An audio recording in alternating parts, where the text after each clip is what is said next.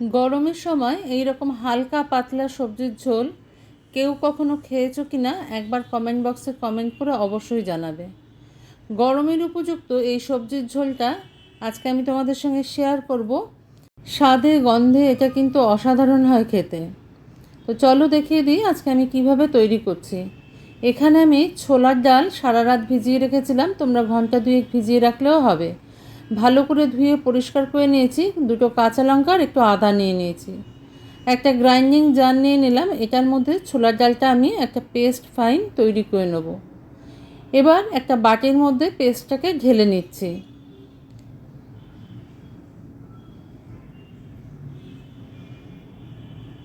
এর মধ্যে আমি সামান্য একটু নুন আর একটুখানি চিনি মিশিয়ে দেবো। সামান্য একটু চিনি দিয়েছি। ভালো করে মেখে নিতে হবে ডালটাকে।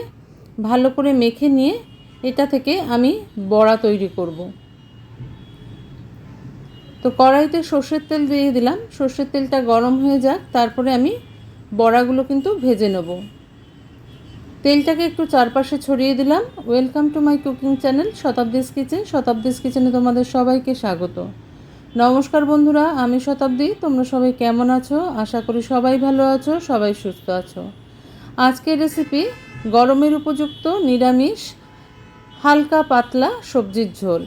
তো আমি চামচ দিয়ে বড়াটা ভাজছিলাম, হচ্ছিল না, সেই জন্য হাতটাই লাগালাম। আমার হাতটা অবশ্যই ভালো করে ধোয়া আছে, কারণ এটা একটা হেলদি হ্যাবিট। আমি কিন্তু একটু ছোট ছোট করে বড়াগুলো ভাজছি, তাই একবারে আমার বড়াগুলো ভাজা হবে না। আমি দুটো ব্যাচে বড়াগুলো ভেজে নেব। খুব একটা সুন্দর শেপ দেবার কোনো প্রয়োজন নেই। বড়াগুলো না ভেজেও করা যায়, তবে সেটা অন্যরকম খেতে লাগে, আর ভেজে নিলে একটু অন্যরকম খেতে লাগে। একটু হালকা হাতে ওলটপালট করে বড়াগুলো আমি ভেজে নেব। গরমের সময় সবাই আমরা একটু হালকা পাতলা খাবার খেতে ভালোবাসি। তো এই রকম পেঁয়াজ রসুন ছাড়া একটা পাতলা সবজির ঝোল আমি তোমাদের সঙ্গে শেয়ার করব। আর এটা কিন্তু যত রকম সবজি আমি ব্যবহার করব এখানে, সবগুলোই কিন্তু গরমেরই সবজি।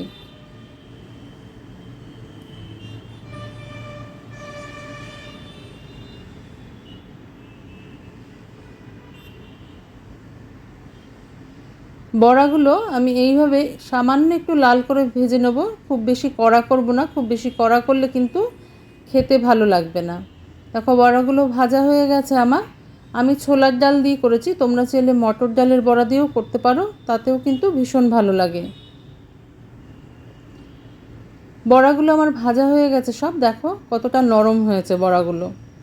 এবার আমি সবজিগুলো কেটে নিয়েছি। দেখো ঝিঙা নিয়েছি, পটল নিয়েছি, এখানে নিয়েছি মিষ্টি কুমড়ো, সজনে ডাঁটা, আলু, আর নিয়েছি মাটির আলু।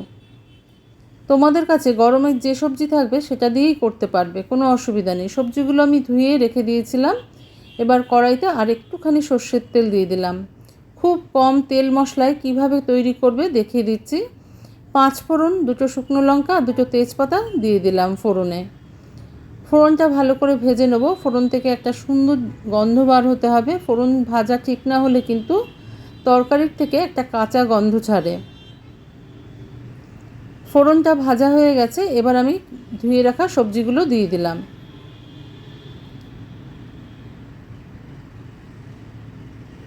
যে কোনো ধরনের গরমের উপযুক্ত সবজি দিয়ে কিন্তু তোমরা এটা তৈরি করতে পারো।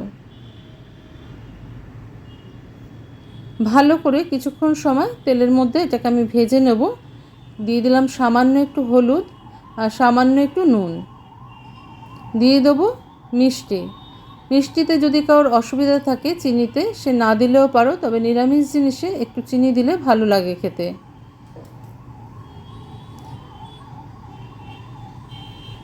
সব কিছু দিয়ে ভালো করে আরেকটু সময় আমি নাড়িয়ে চাড়িয়ে এটাকে ভেজে নেব। কয়েকটা চিড়ে রাখা কাঁচা লঙ্কা দিয়ে দিলাম, যেটা দিতে আমি ভুলে গেছিলাম। ঝালের পরিমাণটা যে যা নিজেদের প্রয়োজন মতন দিয়ে নেবে। এবার কিছুক্ষণ সময়ের জন্য লো ফ্লেমে এটাকে আমি ঢেকে রেখে দেবো 10 মিনিট। ফিরে এলাম 10 মিনিট বাদে। সবজিগুলো কিন্তু একদম সিদ্ধ হয়ে গেছে দেখো। কারণ আমি ঝোল তৈরি করতে যে জিনিসটা ব্যবহার করব তাতে কিন্তু সবজি সিদ্ধ করব না, সেটা দিয়ে একটুখানি ফুটিয়েই আমি নামিয়ে নেব। দেখো সব কিছুই সিদ্ধ হয়ে গেছে। এটা নতুন করে কোনো কিছুর সাথে সিদ্ধ করার আর প্রয়োজন নেই। এবার আমি এখানে জল ব্যবহার করব না, জলের বদলে এখানে আমি গরুর দুধ ব্যবহার করব।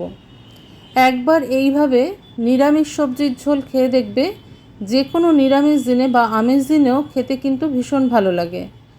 মাছ মাংস ছাড়াই খুব সুন্দর কিন্তু খেতে লাগে এটা। মাছ মাংস থাকলেও তোমাদের খেতে ইচ্ছা করবে না যদি এইভাবে সবজির ঝোলটা রান্না করে নাও। ঝোলটা একটু ফুটতে শুরু করেছে, দেখো। ঝোলটা ফুটলেই, কিছুক্ষণ ফুটিয়ে নিলেই কিন্তু এটা তৈরি হয়ে যায়। ফোটার সাথে সাথে আমি এই ছোলার ডালের বড়াগুলো দিয়ে দিলাম এর মধ্যে।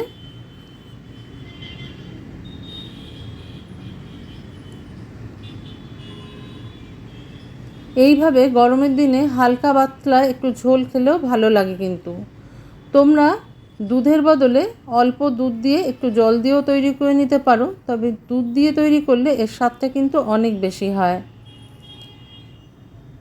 এবার বড়ার সাথে এই সবজির ঝোলটা একটুখানি সময় ফুটিয়ে নিতে হবে আমাদের হাই ফ্লেমে, কারণ সবজিগুলো সিদ্ধ হয়ে গেছে, শুধু বড়ার মধ্যে দুধটা ঢুকতে হবে।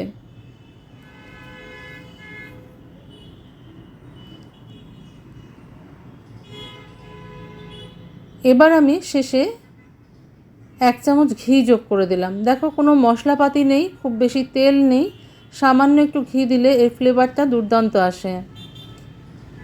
তৈরি হয়ে গেছে আমার সবজির ঝোল। রেসিপিটা যদি ভালো লাগে লাইক, শেয়ার, কমেন্ট, সাবস্ক্রাইব করার অনুরোধ রইল তোমাদের কাছে। আজকে তাহলে এই পর্যন্তই বন্ধুরা, দেখা হচ্ছে পরের দিন অন্য কোনো রেসিপি নিয়ে তোমাদের সঙ্গে। তোমরা সবাই ভালো থেকো, সুস্থ থেকো।